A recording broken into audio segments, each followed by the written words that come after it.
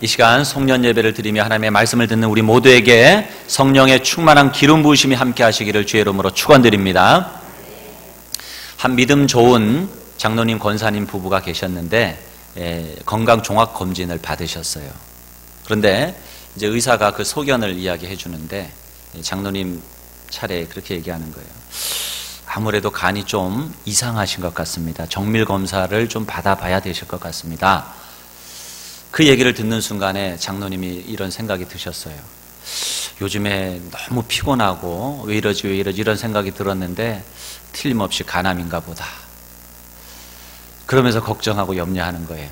그것을 옆에서 보고 있던 권사님이 이야기하시는 거예요. 여보, 별일 없을 거예요. 두려워하지 마세요. 하나님이 붙들어 주실 거예요. 그랬더니 장로님이 버럭 화를 내시면서 이야기를 합니다. 아니, 자기가 당사자가 아니라고 그렇게 쉽게 얘기해도 되는 거야? 어? 자기가 그래봐 하면서 막 화를 내시는 거예요. 그랬더니 권사님이 황당해가지고 남편 장로님한테 이야기를 하십니다. 아니 여보, 내가 뭐 못할 말을 했어요? 이렇게 불안하고 어려울 때 하나님께 매달리고 기도하라는 거지, 하나님 의지하라는 거지. 아니 장로님이 돼가지고 그러냐고. 그래가지고 둘이 그날 그렇게 싸우셨다고 그래요.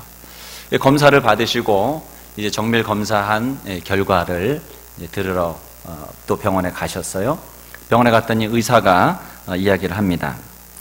걱정 안 하셔도 되겠습니다. 정상입니다. 그랬더니 장로님 얼굴이 환하게 밝아지는 거예요.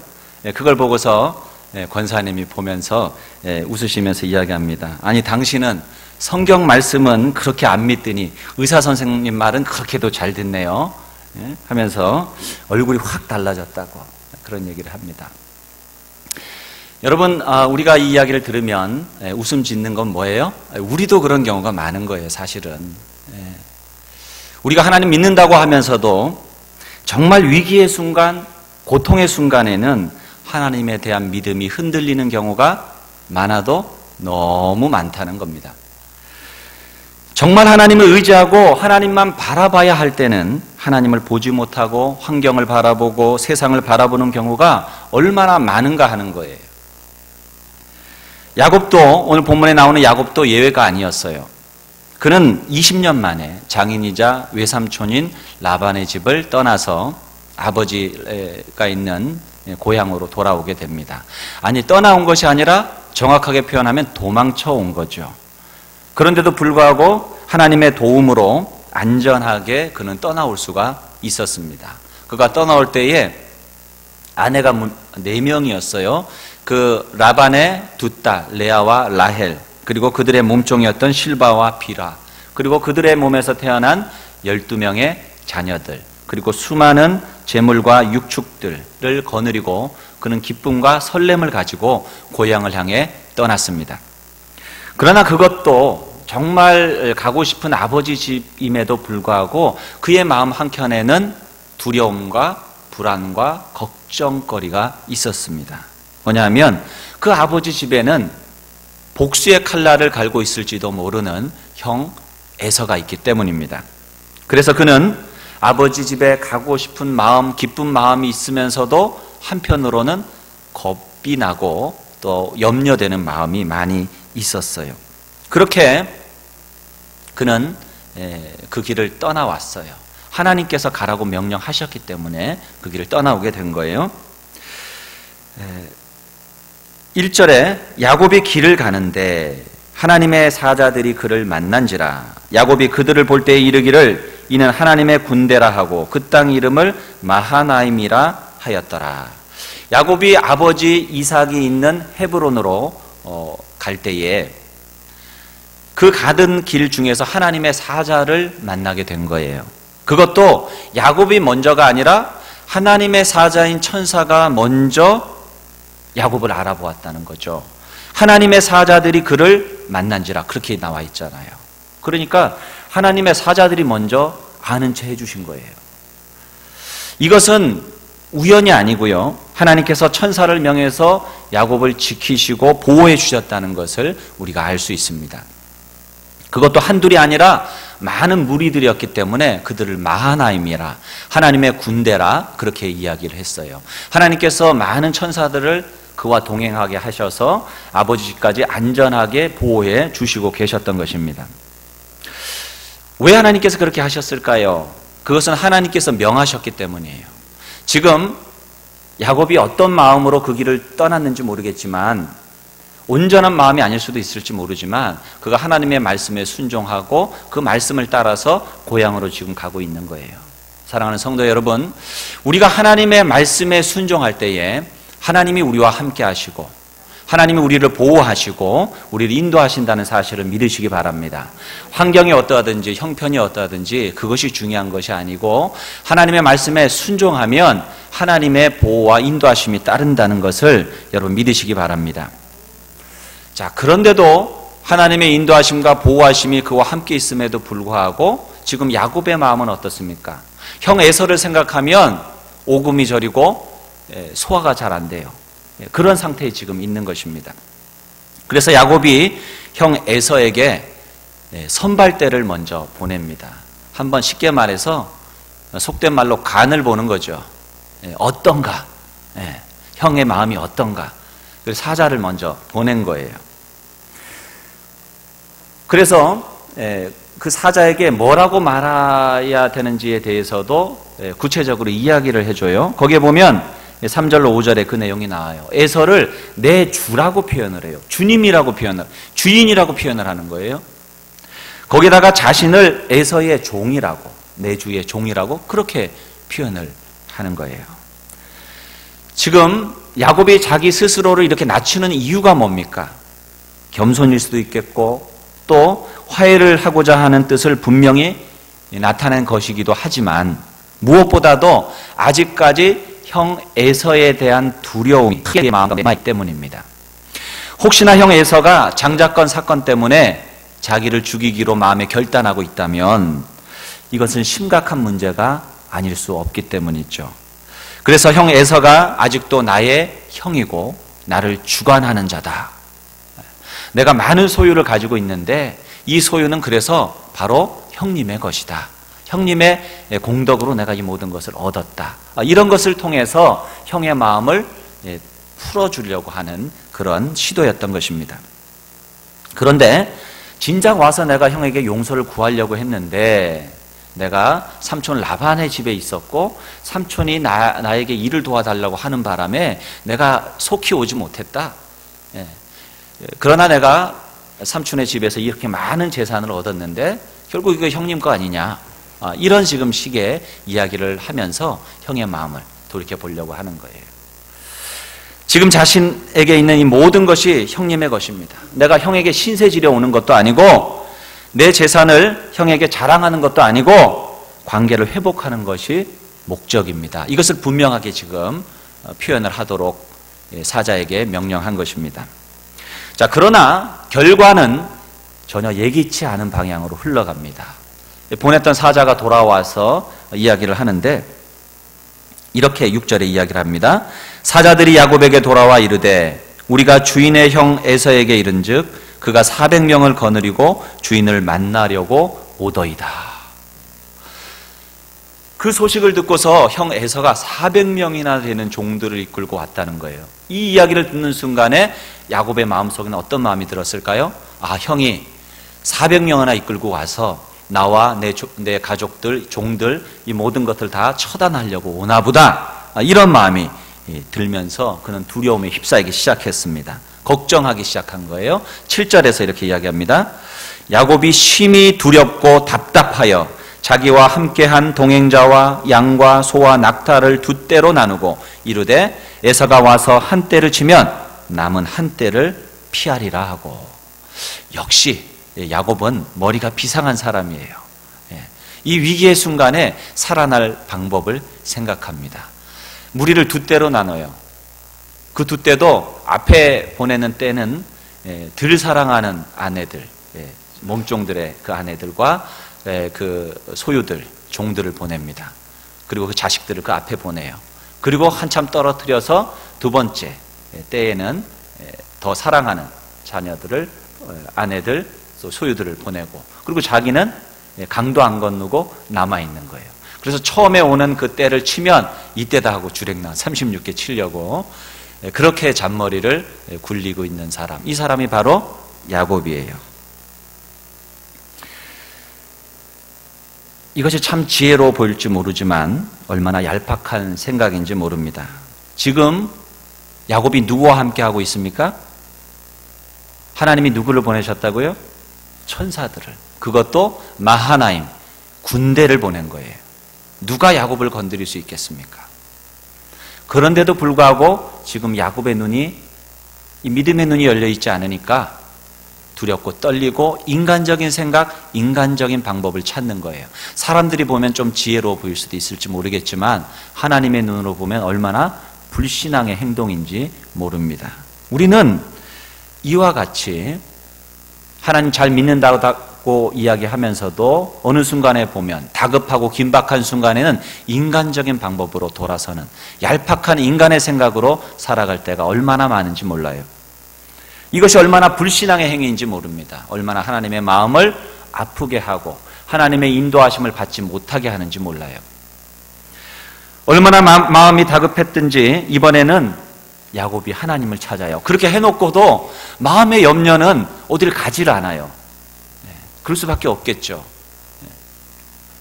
인간적인 노력을 다 해봐도 안 되면 사람들은 결국에는 절망하게 됩니다. 인간적인 절망은 하나님에 대한 희망인 줄로 믿습니다. 절망하면 그때 찾는 게 하나님이에요.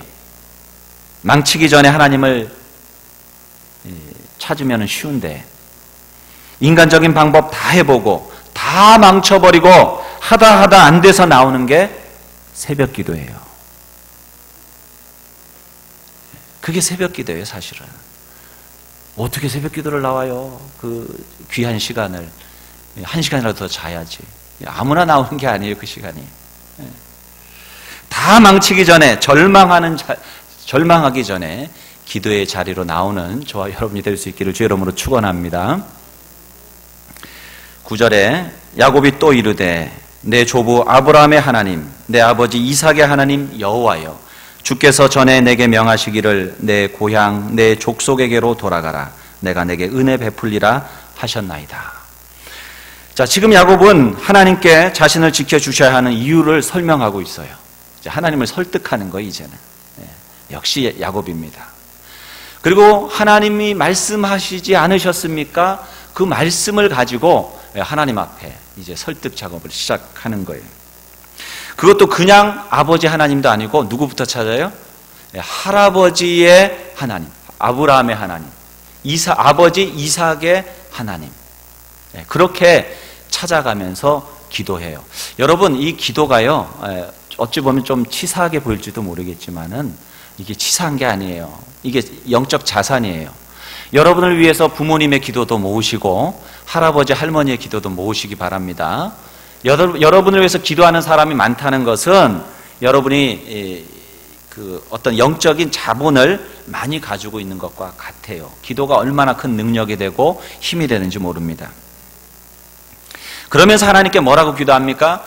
여호와 하나님께서 제 고향 땅, 제 피부치가 있는 땅으로 되돌아가라고 하나님이 명하지 않으셨습니까?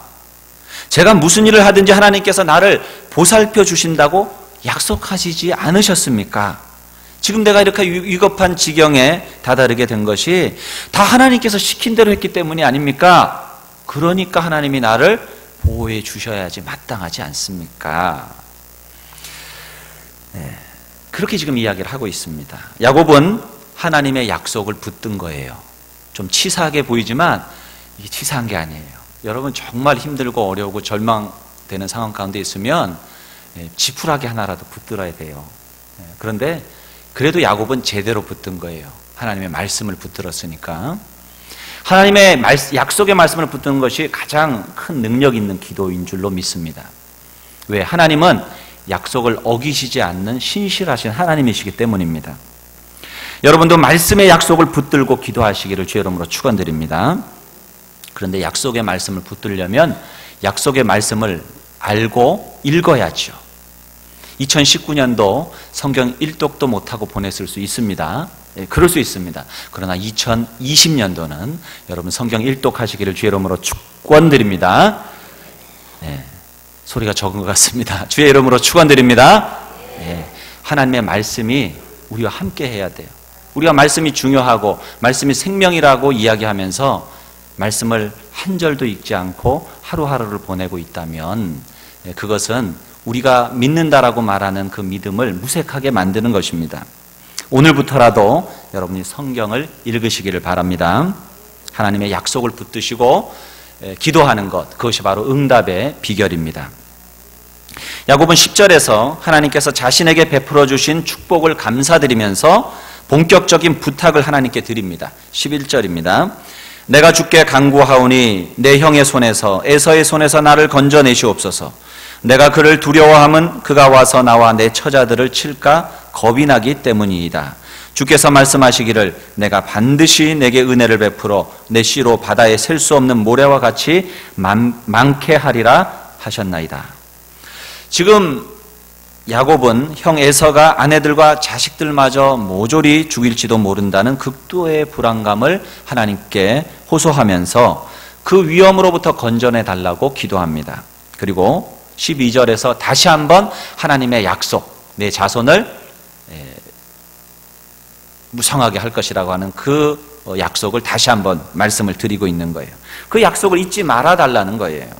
사랑하는 성도 여러분, 야곱의 기도를 들으면 한편으로는 믿음이 좋은 기도다라고 생각이 들지 모르지만 한편으로 보면 그렇게도 하나님의 말씀을 못 믿고 있다는 것을 또 알 수가 있어요. 하나님이 그렇게 말씀하셨으면 그렇게 하시는 분인데 그렇게 믿고 맡기면 되는데 지금 그게 안 되고 있는 거예요.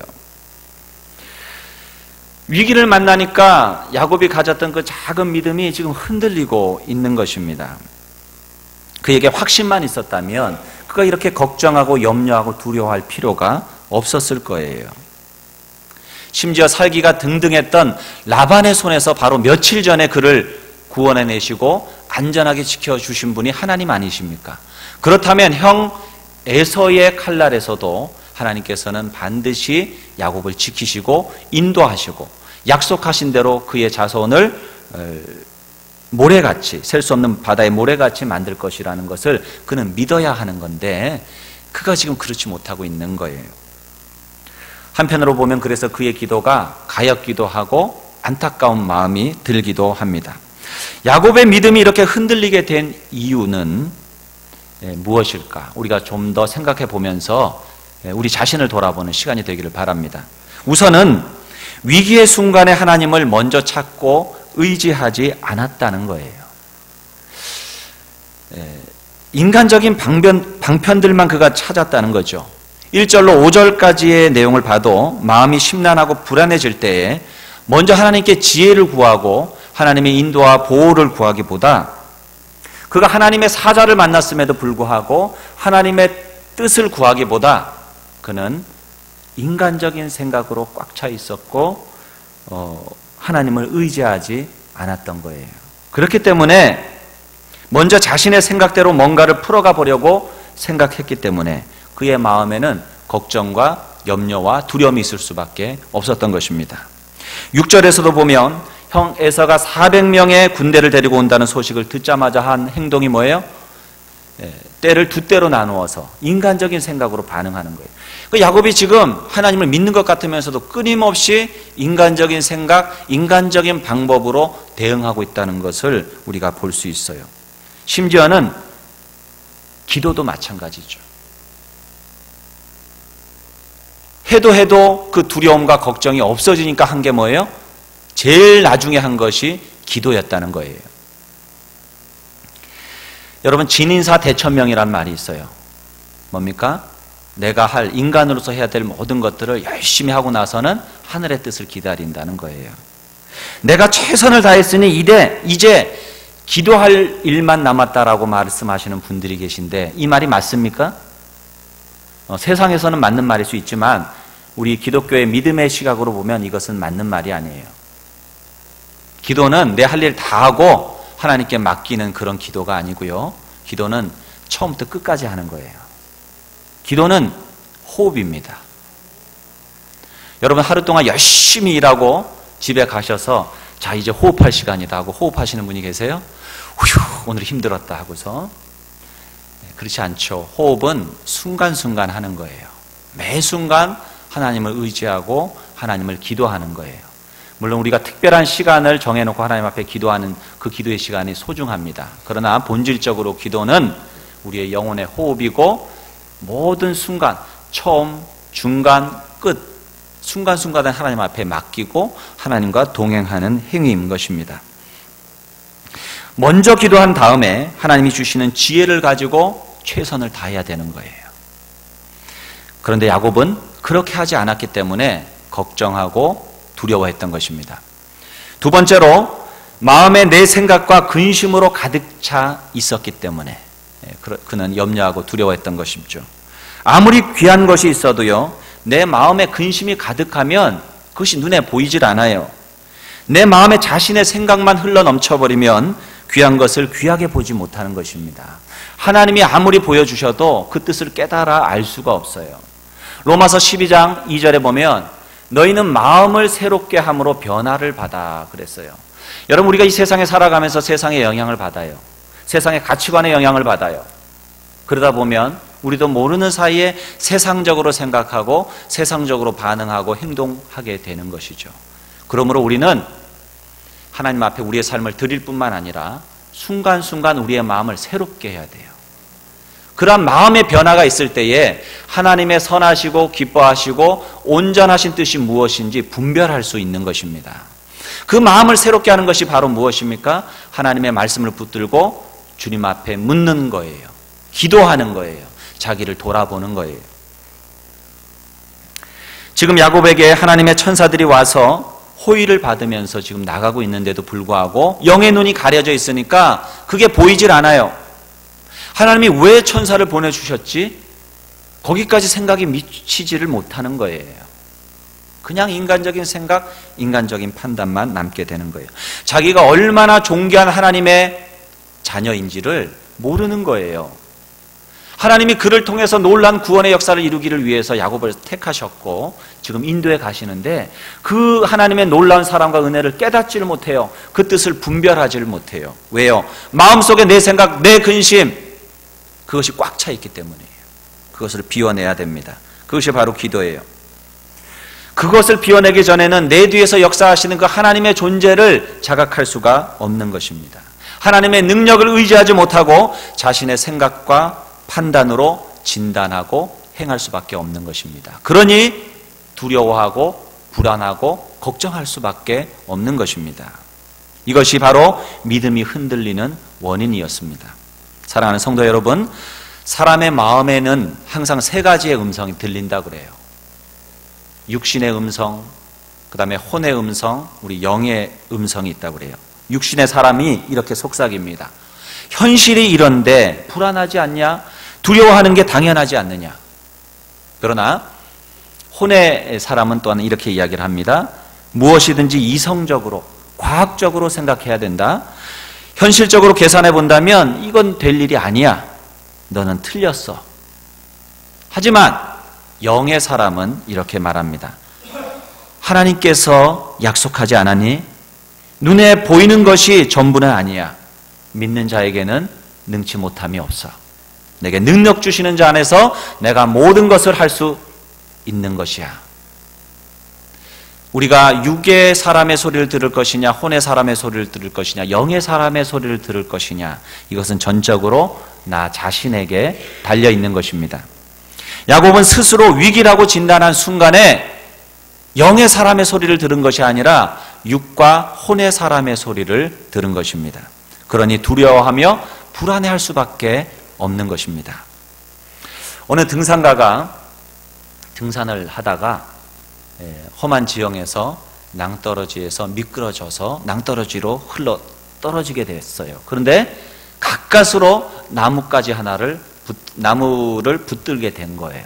그런데 올라가기에는 너무 어려운 그런 상황이었습니다. 그래서 위를 향해서 막 외쳤던 거예요.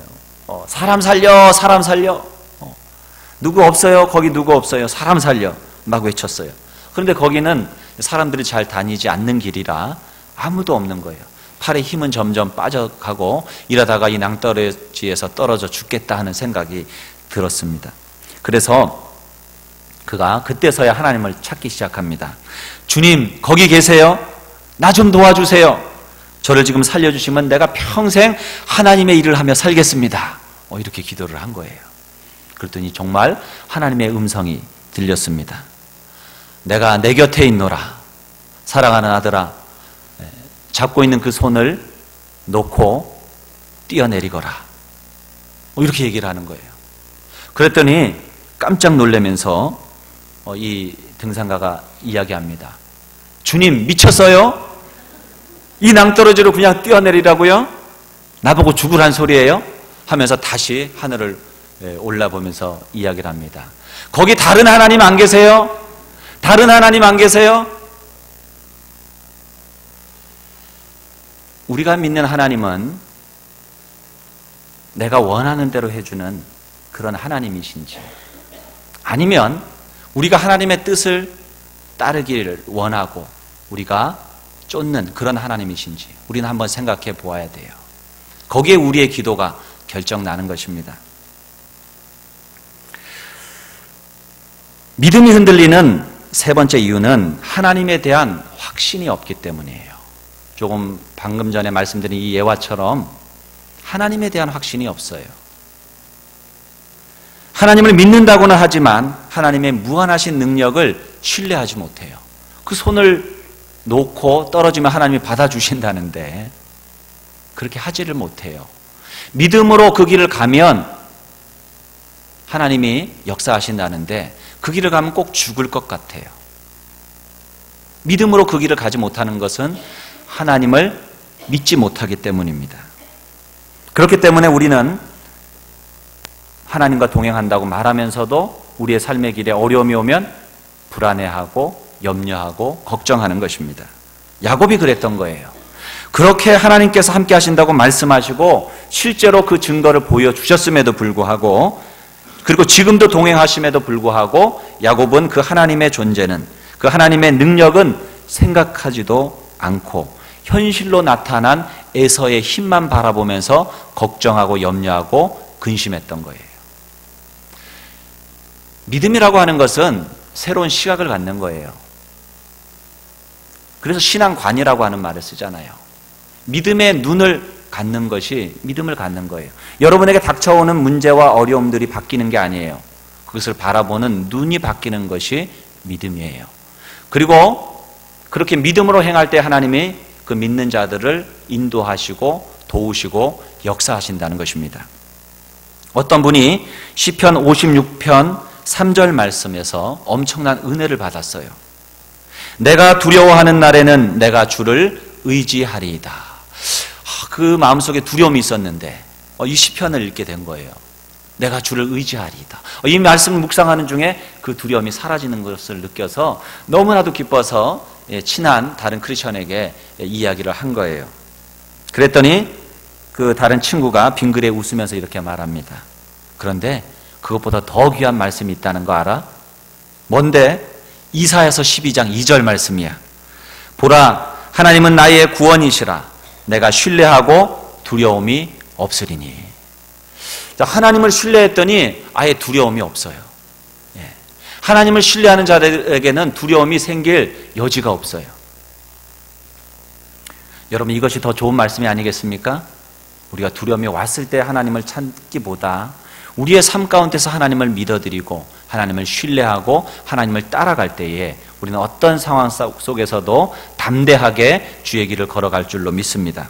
그것이 바로 믿음이에요. 하나님의 선하시고 신실하심을 온전히 믿는 것, 그것이 믿음입니다. 하나님을 온전히 의뢰함으로 두려움이 없는 하나님의 백성의 삶을 사시기를 주의 이름으로 축원드립니다. 1885년의 일입니다. 아일랜드의 한 청년이 결혼식 바로 전날에 그 부인될 분이 익사사고로 죽게 돼요. 너무나도 낭망이 돼서 그는 고향 아일랜드로 돌아왔는데 집에 돌아와 보니까 어머님이 큰 중병에 걸려 계신 거예요. 너무나도 마음에 낙담이 되고 시리에 빠져서 그가 있던 중에 시편 55편 22절 말씀을 읽게 되었답니다. 내 짐을 여호와께 맡기라. 그가 너를 붙드시고 의인의 요동함을 영원히 허락하지 아니하시리로다. 이 말씀 가운데 그가 위로를 받고 결심을 합니다. 그래, 하나님께서 독생자를 이루시고 구원을 이루셨듯이 나도 이 상실감을 믿음으로 극복하고 주님을 위해서 살겠다. 그가 그렇게 결단을 해요. 그리고 나서 그가 믿음의 고백으로 쓴 시가 찬송가 369장이에요. 369장을 우리 함께 찬양하겠습니다. 그 찬양의 가사를 여러분이 잘 생각하면서 우리가 함께 찬양하겠습니다.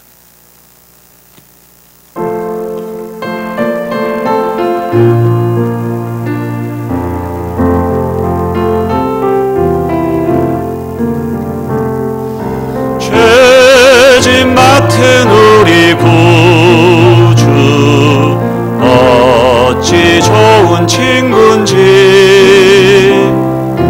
걱정 근심 무거운지 우리 주께 맡기세. 주께 고함 없는 고로 복을 받지 못하네. 사람들이 어찌하여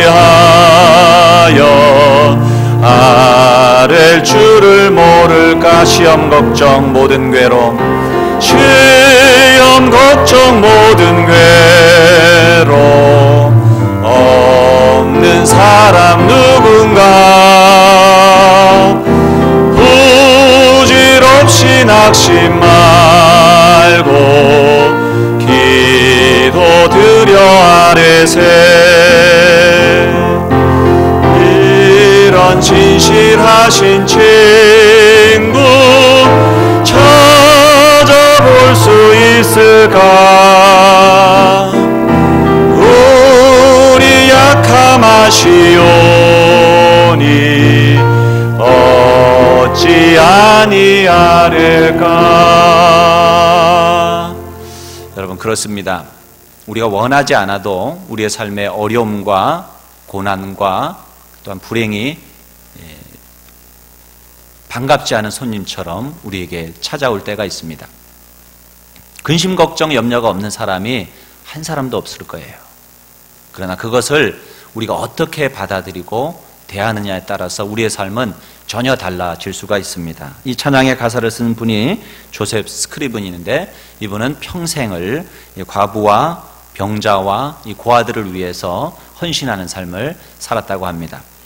사랑하는 성도 여러분, 불행이나 고통은 그렇게 우리에게 올 수 있어요. 아무도 원하지 않아도, 심지어는 예수님을 믿어도 우리의 삶 가운데 어려움은, 고난은 올 수 있습니다. 그러나 우리가 믿음을 가진다면 그 속에서 우리는 소망을 가지고 살아갈 수 있어요. 여러분, 믿음이라고 하는 것이 아무것도 아닌 것 같은데, 마치 어두울 때의 빛이 드러나듯이 우리에게 고난과 염려와 근심과 문제가 생길 때에 이 믿음은 역사하는 거예요. 평소에는 몰라요, 우리에게 믿음이 있는지 없는지. 그런데 어려움이 올 때에 그 믿음은 빛처럼 찬란하게 빛나는 것입니다. 마태복음 17장 20절에 보면 이르시되 너희 믿음이 작은 까닭이니라. 진실로 너희에게 이르노니 만일 너희에게 믿음이 겨자씨 한 알만큼만 있어도 이 산을 명하여 여기서 저기로 옮겨지라 하면 옮겨질 것이요 또 너희가 못할 것이 없으리라. 우리 주님 말씀하셨어요. 우리에게 정말 필요한 것이 있다면 그것은 믿음이에요. 그 믿음이 아무리 작아도요, 그 믿음만 있다면, 그 순수한 믿음만 있다면 이 산을 저기로 옮길 수 있을 만한 큰 역사를 하나님이 이루신다는 거예요. 하나님 우리에게 큰 것을 요구하지 않으십니다. 나를 제발 믿어다오. 주님 그렇게 말씀하시는 것 같아요.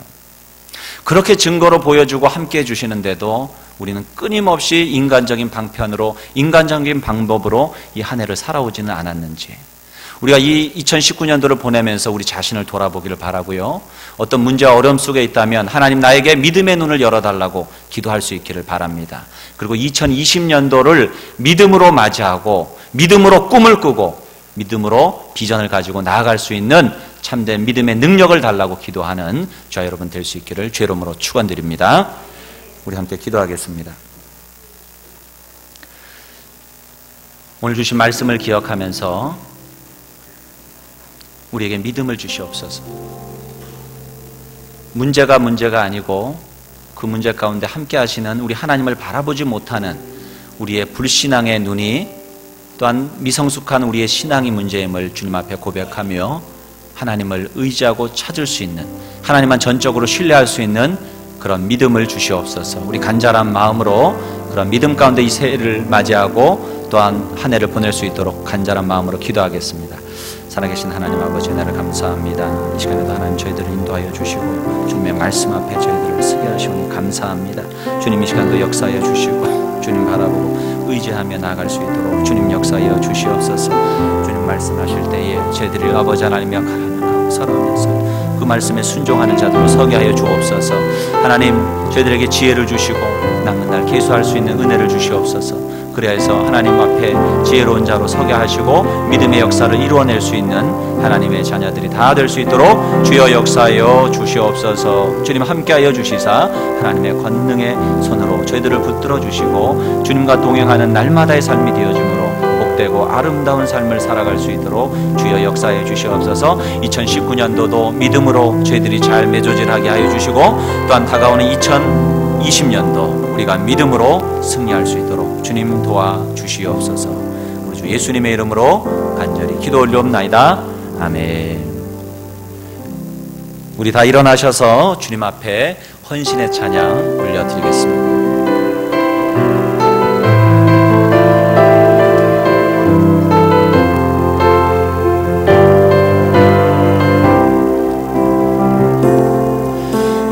여호와는 너에게 복을 주시기를 원하며 너를 지키시기를 원하시며 여호와는 그 얼굴을 너를 향하여 드사 은혜와 평강 주시기 원하노라. 너를 보배롭고 존귀하게 여기시는 하나님이 내 삶 속에서 이 약속을 신실하게 이루시니 땅에 기름진 것으로 하늘에 신령한 것으로 너를 복주시고 지키신 하나님이 너의 영혼 잘 되도록 은혜 베푸시며 평강으로